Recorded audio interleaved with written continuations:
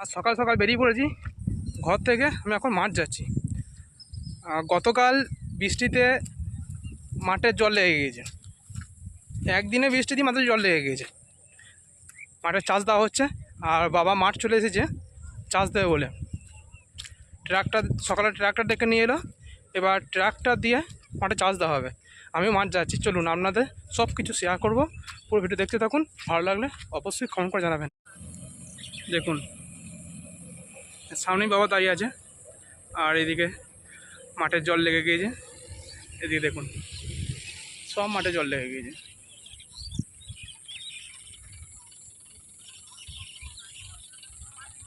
এবার আমাদের মাঠে চাষ শুরু হবে।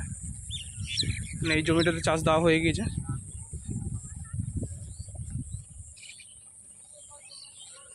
ওই সামনে বাবা দাঁড়িয়ে আছে,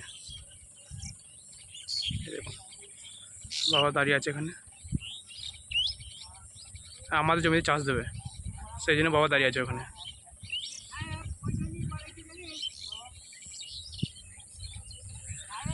এই সামনে একটা ট্রাক্টর আছে, আর ওই ক্যানেলের পাড়ে, ক্যানেলের ওই পাড়ে একটা ট্রাক্টর আছে, ওই পাড়ে চাষ দেওয়া হচ্ছে এখন।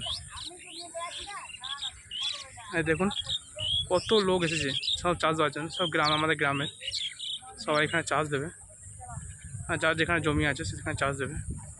এই দেখুন সামনে ট্রাক্টরটা চাষ দিচ্ছে ওখানে। এই দেখুন ঠিক ক্যানেলের পাশেই আছে জমিটা, চাষ দিচ্ছে।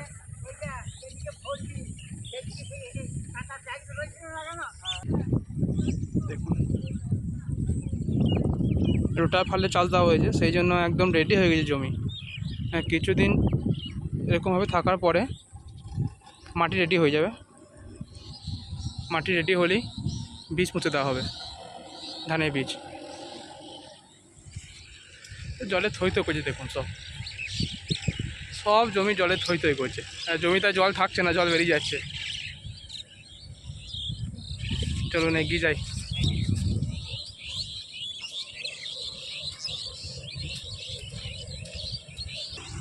এখানে এই জমিটা চাষ দেওয়া হয়ে গেছে, দেখুন পাশে এই জমিটা তো হয়েছে, দেখালাম আপনাদের। দেখুন এই জমিটা চাষ দেওয়া হয়ে গেছে।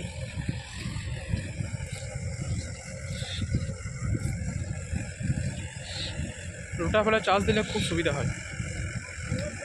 দুবার চাষ দিলেই মাটি রেডি হয়ে যাবে বীজ পোতার জন্য।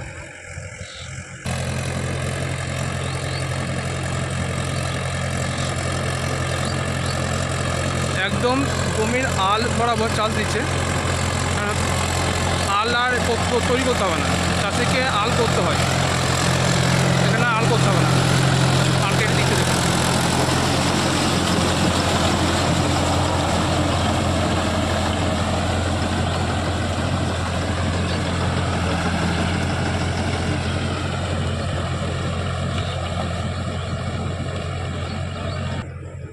এরকমভাবে চাষ দিলে, যদি এই একদম আল বরাবর ক্যাজুয়াল চালাই, তাহলে চাষির আল করতে যে খরচাটা হয়, সেই খরচার অংশ বেঁচে যায়।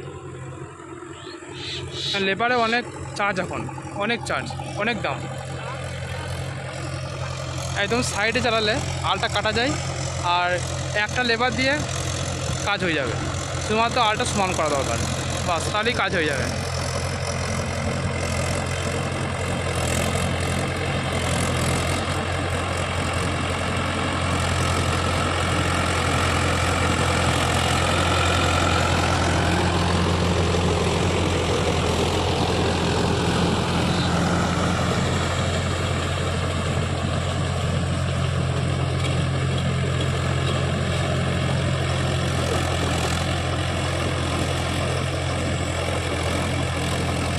এখানে এই জমিটা চাষ দেওয়া হয়ে গেল, এখন উঠে যাচ্ছে। এবার মনে হচ্ছে আমাদের জমিতে যাবে, দেখা যাক। পরপর করে চাষ দিতেই যাবে।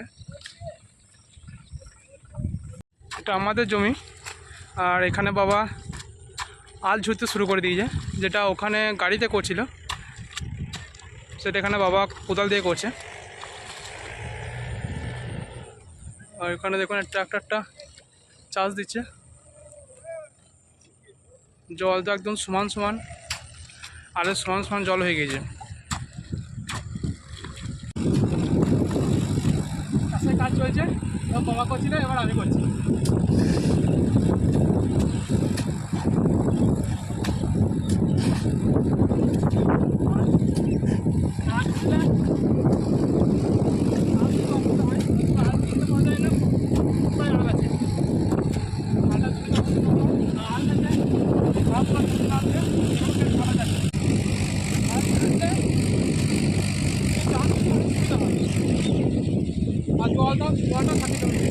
কোনো দিন আসে না বুঝলেন, এবারই এসেছে, কারণ আমার শরীর অসুস্থ খুব, তাই মাছ বেশিরভাগ চাষ তো বাবাই করে।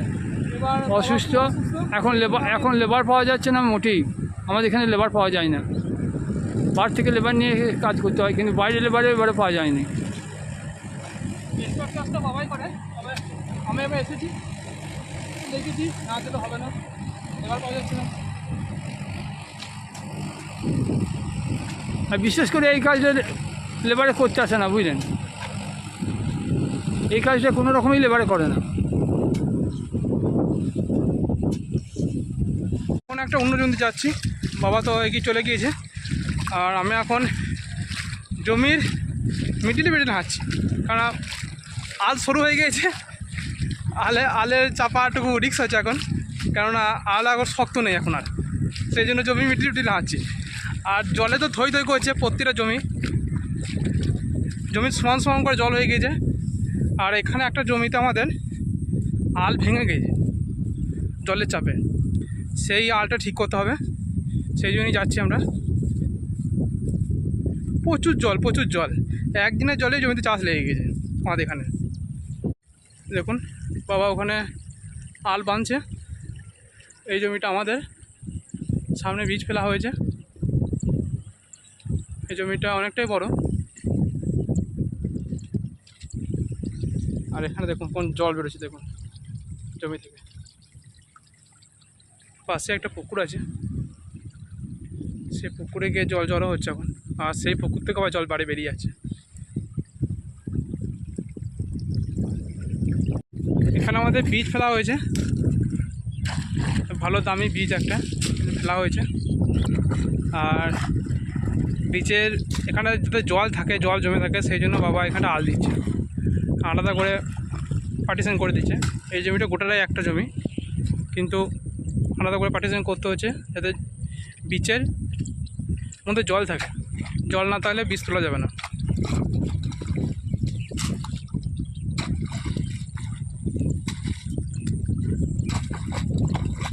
গোটাটা আল দেবো তো, যত জায়গায় বীজ আছে ধারে ধারে। বন্ধুরা এই বিচনটা ফেলে এসেছিল 24শে জ্যৈষ্ঠ, কিন্তু এই বিচনটা আমার পোতার কথা হয়েছে ওই 1 মাসের মধ্যে। 1 মাস পেরিয়ে এখন 1.5 মাস পেরিয়ে গেল, 1.5 মাস পরে 2 মাস হয়ে গেল। তা এইটা হচ্ছে আপনার ডাঙ্কেল ধান, এটা ওই বিঘেতে 1 কিলো করে ধান লাগে, আর হাতে 2টো করে গুচি দিতে হয়, তাতে গুচিতে পড়বে 2টিকে 1টি, এরকম 2টিকে 1টি। তা আমার তো বিচন অনেক বয়স হয়ে গেল, দেখাই যাক এখন এই ধানটা কেমন হবে, তবু পুঁততে হবে বুঝলেন, আর কোথাও বিচন নাই। জল ছিল না বললে এত সময় লাগলো নাকি? হ্যাঁ, আমাদের এখানে শ্যালো হয় না, সাবমার্সিবল নাই, ডিপটিএল নাই, কিছু নাই, ক্যানেলে জল দেয় নাই, ক্যানেল জল প্রতি বছর দেয়, এবারে ক্যানেলে জল দেয় নাই, মেঘের জল হয় নাই, তার মানে আমাদের চাষও হয় নাই। আর গতকাল বৃষ্টি হয়েছে বলে আজকে জমিতে চাষ করল, গতকাল বৃষ্টি হয়েছে বলে হলো, আর রোদের জন্য দেখুন সব ফসা হয়ে গিয়েছিল।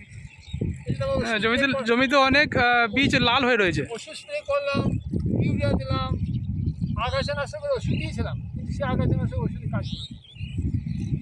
তা এখন এবার টেনে তুলছি, কারণ যেগুলো জল হয়েছে সেগুলো যদি রইতে হবে ধরুন। তা আজকে কত জমি কাটানো হবে? আজকে কাটানো হবে না, এইটা প্রথম চাষ দেবো, এই কাটাবো না। এই প্রথম চাষ হচ্ছে আপনার ওই এখানে বিঘে 3 আছে, বিঘে 3 জায়গা, এইটা প্রথম চাষ হবে। আর যেগুলো দইয়ের মাঠে ওগুলো চাষ দেওয়া হয়েছে মোটামুটি কিছু জমিতে, ক্যানেল মাঠে এখনো হয় নাই চাষ দেওয়া, ক্যানেলে জল আসে নাই বলে। কোথায় জায়গা কত কী হয়, তখন আমি এই পর্যন্ত করে রাখছি, তারপরে আমাদের সঙ্গে তাহলে আজকে এই জমিতে চাষ দেওয়া হবে। আজকে এই জমিতে চাষ দেওয়া হয়। আজকে চাষ দেবো, তারপরে আপনার আল ভিতে ঝুড়বো, আল ভিতে ঝুড়ার পরে দ্বিতীয় চাষে আমি এটাতে রয়েছি। ঠিক আছে, তাহলে আমাদের হচ্ছে এই জমিটা, এটা হচ্ছে আমাদের জমি। বন্ধুরা দেখুন,